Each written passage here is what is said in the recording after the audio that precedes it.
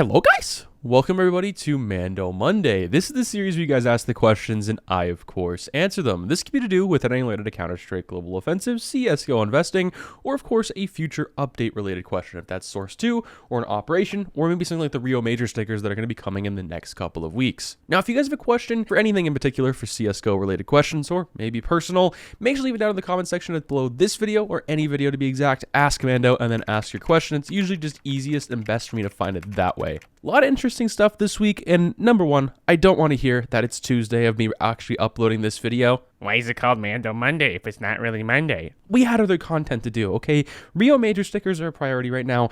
I'm trying to get that stuff out before, we can't really get it out. But with all that being said, we should be on a normal schedule from here if there's no update in the next week. Now, if you guys are new to the channel, make sure you hit that like button and, of course, subscribe for weekly Counter-Strike Global Offensive content. And here's a quick word from our video sponsor, Skins Monkey. Now, today's video sponsor is, of course, Skins Monkey. Skins Monkey is currently the easiest and also fastest way you can buy, but most importantly, trade your CSGO skins. All you have to do is make sure you have your trade link, and on your first trade, if you have a leftover balance, it goes towards your current balance that can be used the next time you end up trading skins. It has 3 ways you can inspect, but most importantly, has a very in-depth inspect feature that you can see corners on a karambit, for an example, that you can't really see otherwise unless you have the item in game. If you end up topping up your balance, make sure to use promo code MANDO to get up to a 35% deposit bonus and a free $5 on the first trade. Now, a quick few things I want to go through before we actually hop into the questions. Number one, I'm getting a lot of questions surrounding the CSGO market overall, when to buy, when to sell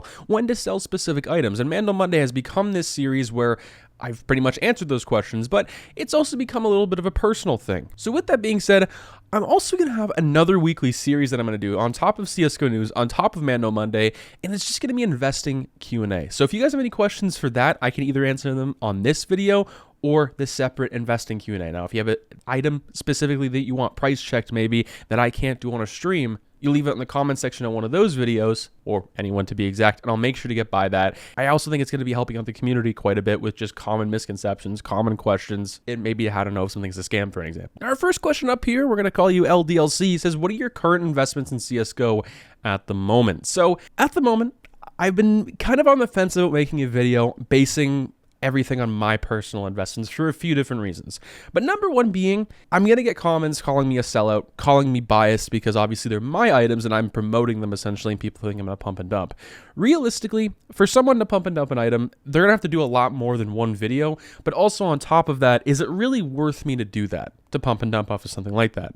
Absolutely not. Has it happened in the past? Most likely with other YouTubers, yes. But if you guys watch my market updates and just regular CSGO content, I usually talk about a couple items in that said video that I'm specifically invested in.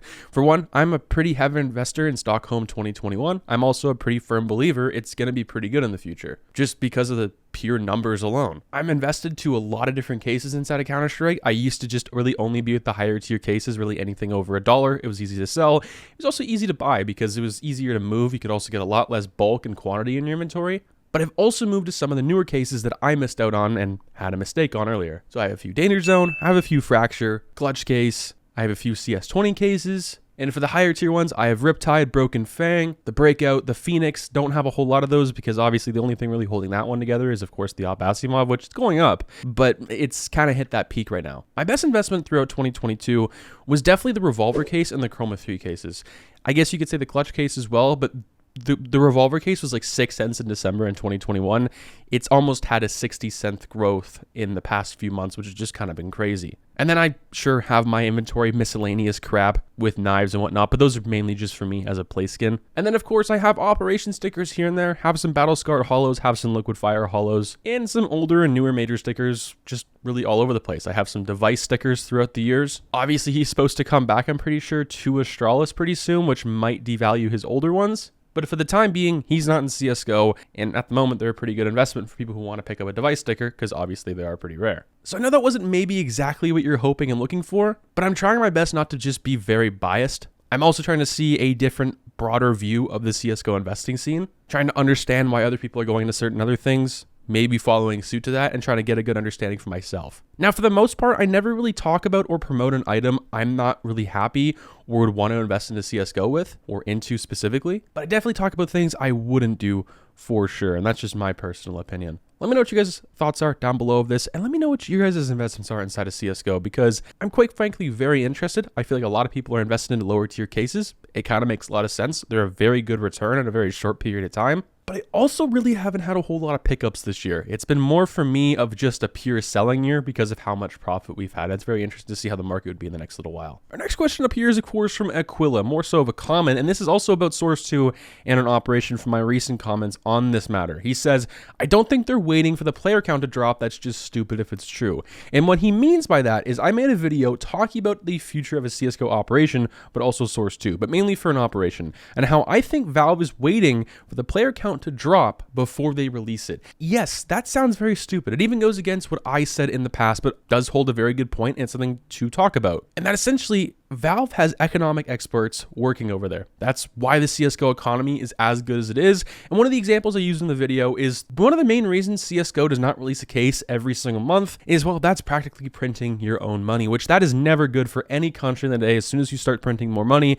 it starts inflating everything, devaluing your currency, and well, that's exactly what will happen. Let's just say Valve released a case every single month throughout the year. That's 12 cases, and that's sometimes more we receive in 2 or 3 years total for cases and collections and whatnot. So what that would do to older skins, right, like the Fire Serpent and the Fuel Injector and older just really cool ones in general. Out of the 12 cases that would come out, you'd most likely have very similar items or maybe in the same ballpark as some of those, if not maybe some might be cooler than those. So what's going to be the point for people to go back and buy the older items when the newer ones are coming out so quickly? You're just like, oh, I'll just wait for the next case instead of going to pay $500 for an AK when this will come out.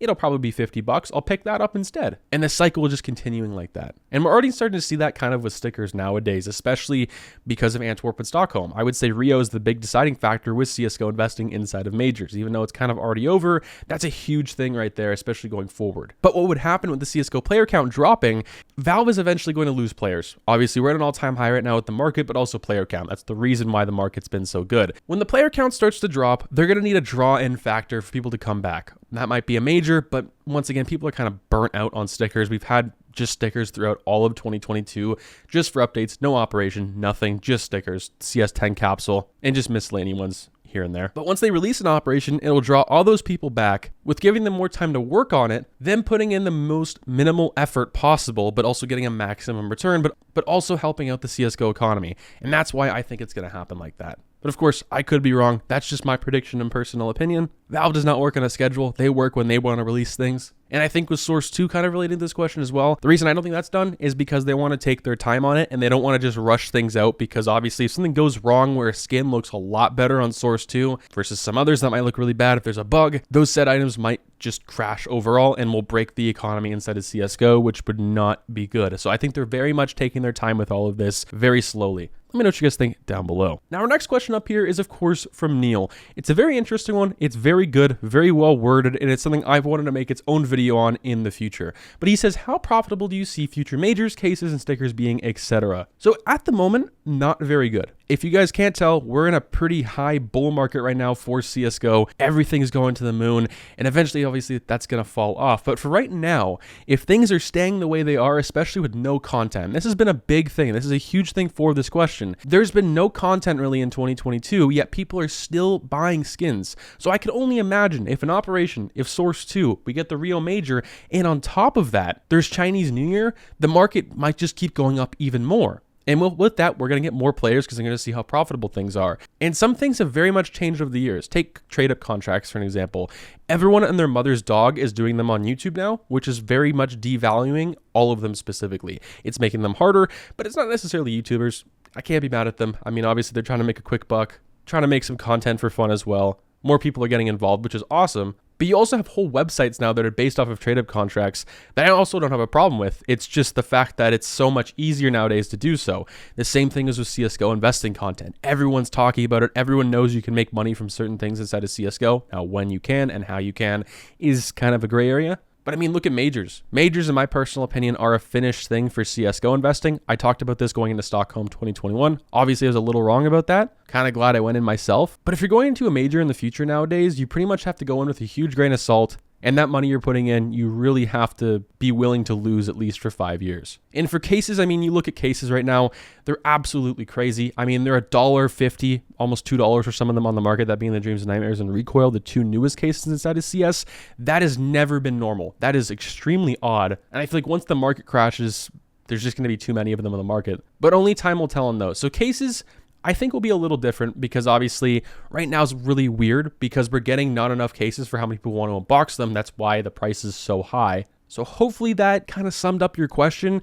I guess for future operations, it's going to be the same thing as Riptide and Broken Fang. You're going to have some items here and there depending on how many items we get during that operation. Riptide, the reason some stickers and patches and agents are so successful is because we had so much diversity and so many different options. And well, with you having so many options to choose, people didn't obviously go for all the same thing. That's why there's only like 10 of certain things on the market nowadays. And I think the same thing will happen like that in the future. It's going to be a lot more difficult to predict certain things because of how many people are in the game. You also have to keep in account that storage units are a thing now, and you can't look inside those. There's no way to look from someone on the outside looking in. So for all we know, there could be another 10 million Antwerp capsules and just people's storage units ready to sell whenever those come down in quantity. Now the odds of that, very low, but obviously that is very possible. Our next question up here is, of course, from James Bear. And this question is regarding the Rio Major, but more so specifically older stickers. When a new major comes out, do older stickers go up and down in price? What's going to happen this year? He says, don't most stickers go down in price when a new major comes out, so they sell those and they can buy the new ones? And he kind of continues to go on and asking me why I'm telling people that it might be a good idea essentially to maybe sell off their older investments when the newer one comes out. I respond to that by saying times have changed. The old ways of CSGO investing are evolving and changing. But the reason I said you might want to sell some stickers when a major comes out is because you're going to have sort of situations like the mouse, for an example, where if these next major stickers look extremely horrible, right? People are going to go back to 2021 for Stockholm and stock up on the mouse stickers, which is going to drive the price up like crazy. Or it could be something as little as the Outsiders, for example. If their logo is really, really bad, they're going to go back and buy it. Same thing with FaZe or Fnatic from maybe even RMR. Those stickers at that point in time are going to hit an all-time high. And if we can take a look at past previous market trends, it might take a month, but those are eventually going to fall off. It's usually only a short-term thing. Whenever something goes up in CSGO in a very short period of time, it's usually very unstable and very volatile. Now, this isn't the case every single year, but that was just an example. If some of the stickers from 2022 for Rio anyway look extremely bad, people are going to go back on the older stickers, buy those, which is going to drive the price up. And if you have those, that's going to be a decent opportunity for you to sell. But for most regular majors, when new stickers come out, like for an example, if Antwerp, let's just say, was a normal year for CSGO investing and had normal stickers that weren't very similar to Stockholm 2021, they were a little interesting. Maybe they were like Krakow 2017, for example. The Stockholm stickers would have crashed in price indefinitely. They would have gone down a lot, but not as much, obviously, because of the low quantity, but you kind of get the point. And that's not just for that major. All the other ones, Krakow 2017, Boston 2018, E-League 2017. The reason those will go down is people are going to sell their older investments. Same thing with cases and weapon skins, for an example. So they're going to want to buy the Rio Major stickers at that point in time, especially during that 75% off sales. You'll see the biggest dip. So hopefully that answered your question. It's just a little different this year than really any other year for CSGO investment, let alone this major. It's a very interesting year, but I also think it's very, very important as well. Now, our next question up here is, of course, from Blex, and he says, why have Kato 15s not gone up much this year? Can you make a video about the future of Kato 15s in general? Sure, man. I'm kind of on the fence about Kato 15s in the moment. Obviously, they had their hype a couple years ago, which was really, really good. And the main reason behind it, which we'll get into this question here, why I don't think they're going up, the main reason they went up in 2020, 2021, even 2022 a little bit, was because of the name Katowice 2015. It's very close to 2014. And at the time in 2020, Katowice 2014 stickers went from being unaffordable to extremely unaffordable. You're never going to be able to have one in your entire life. They went to be, the price of a pretty decent car to the price of a house for most people in the world. And while people saw an opportunity to go towards the 2015 stickers, hey, we have a 2014 sticker that's worth a lot of money. We also have a 2015 sticker. I would say the most popular one is probably Vox. Vox is no longer a team. It's a pretty good looking logo and looks somewhat similar to 2014. So the name really kind of kept it going. Also, the decently low supply also really helped it. But I would say that hype has really, really fallen off. And I think, in my personal opinion, Kato 15 stickers might be the most overrated stickers in all of CSGO. I know people crap all over Krakow 2017, but I really think Kato 15, I don't know what it is. I don't like it. It's small. It's a weird little sticker overall. It's like its little rectangular thingy-majiggy. I'm just not a huge fan. But just because I'm not a big fan doesn't mean it's not going to be a good investment. I just think this year as well, we've been really overwhelmed in the CSGO market with obviously investments, but also stickers. I mean, we take a look at Antwerp and Stockholm. We almost received 1,000 total stickers in the matter of just a 6-month back-to-back period with 2 majors. Kind of similar how we talked about earlier with skinflation on how if Valve released 12 cases within a year, the same things with sticker capsules. If you release too many stickers in a very short period of time, people aren't going to have incentives to go buy older ones in the game, especially on the Steam market. So that's why I think, personally, Kato 15 really hasn't had that time to shine yet. Now, will that come? I think it will. I think it's going to be maybe a couple more years until the supplies very, very dwindle. Our next question up here is, of course, from the Casual Gamer, and he says, ask Mando, what's your mom's phone number? So it's 91... Oh, f*** off. Our next question up here is, of course, we're going to call you Diego, and he says, ask Mando, what are liquidated items? So the past couple months, I've been very vocal about liquidated items inside of CSGO. This is kind of talked about as an item, or really anything in life, as something that's easy to move, it's fast, and also sells very well. And in CSGO, for example, how you get buff balance is a great example. People in North America and Europe, they go on a place like Skinport, Bitskin, CS Deals, or wherever, they buy a skin for the cheapest price. For example, a liquid item is the Op Asimov, any Doppler, any Fade, for an example. Well, not really Faded, probably Doppler. An AK Redline, some slates, really anything that has a very easy price to just look at on third-party sites that has a very similar price. It doesn't really go up, doesn't really go down. It's kind of used as a key. So back in the day for CSGO, a liquidated item, what used to be keys. So the things you would use to open CSGO crates, those were actually tradable, and that was used as a currency in-game. People used to trade knives, like I'll buy your Karambit Blue Gem for, 500 keys, for an example, maybe with this AK skin as well. And that's essentially what it means. So something like the Battle-Scarred Hollow or some Antwerp Major stickers aren't really going to be a liquidated item. If that makes any sense, hopefully it answered your question. Now, our second to last question up here is, of course, from Adren, and he says, ask Mando, how do you differentiate between hype, fake hype, market manipulation, unstable growth, and natural growth? So this has been something I've also been very vocal about in the CSGO scene, especially with CSGO investing this past year, because we're seeing a lot of markets that are going up, and especially these hypes. For example, with Antwerp recently, we've seen the Hooksy, we've seen the Outsiders, we've seen the Monacy just go up out of nowhere for whatever reason, along with some other players as well here and there, that eventually start to fall off. I would say those are considered unstable growth and kind of fake hype at the exact same time. Well, it was hype at one point, but eventually fell off. Now, something that you can take a look at right now that is actually happening actively on the CSGO market is vanilla knives and Counter-Strike. They're continuing to go up. I think it's natural growth, but also with hype as well.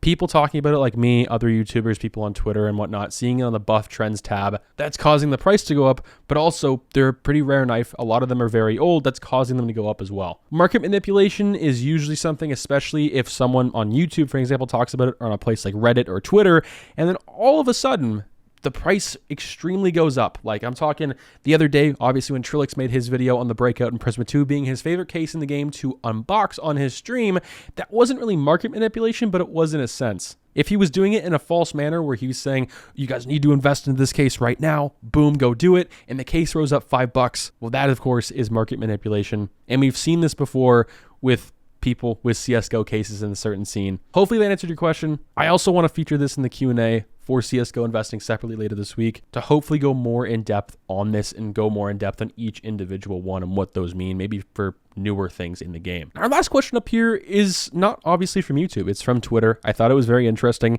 and this is the reason I pretty much chose it. He says, hey Luke, my name is Matt. I'm a musician in the LA area. I'm looking to get into CSGO skins or content creation as a little side hustle. Any tips?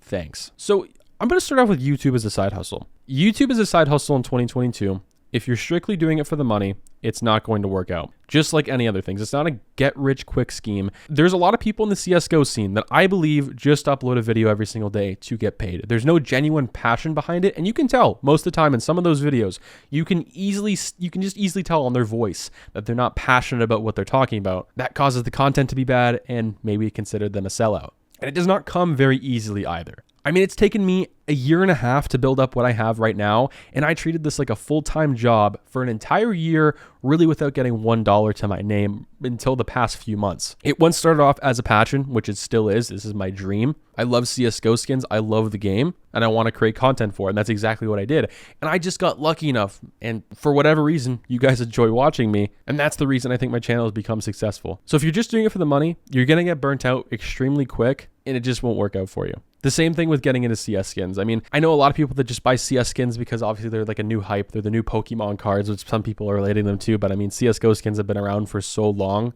It's not really like that at all. Sure, investing into them might be good, but you're definitely just better off if you're not really interested inside of CSGO, you're only in for the money, you're better off just going into stocks or whatever else, really. That's just my personal opinion. Obviously, come to CS, make some content if you are interested, but I'm just letting you know, and for anybody, this is not going to work out if you want to be a content creator. It might work out in the first couple of months, but you might hit a point eventually because you're just in it for the money. If you even become successful, you'll become a sellout because that's all you're going to care for. Let me know what you guys think.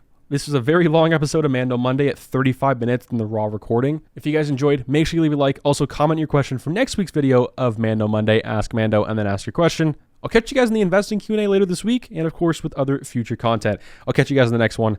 Peace out.